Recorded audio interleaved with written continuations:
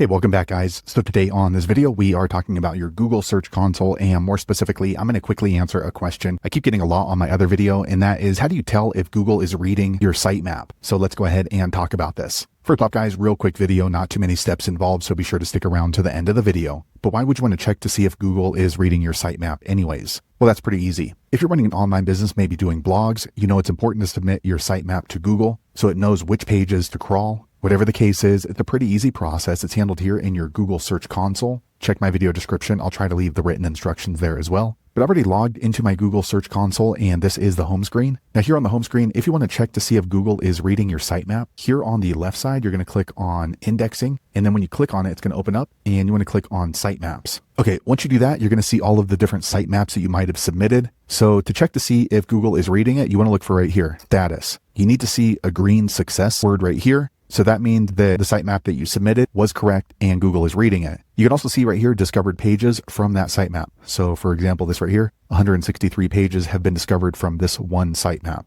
Another way you can kind of confirm is back over here on the left, you can click on pages. Okay, once you do that, you're going to see this green box indexed. That means those pages have been indexed by Google off of the sitemap. So you can click right here, view data about indexed pages. Once you do that, you can kind of scroll through and then see the pages that are already indexed. You can open it up even more. So I usually click on 500. So if you submitted a sitemap that had a newer page, you can scroll through and then see if that page is included here. So there you have it, guys. If you're wondering how to check if Google is reading your sitemap for your website or web property, that's the easiest way I know how to do it inside of Google Search Console. If you know an easier way, be sure to leave a comment below. Let the rest of us know how you did it. Hopefully you found that video useful. If so, click thumbs up or maybe consider subscribing to my channel, and I hope to see you on the next video. Thanks again for watching.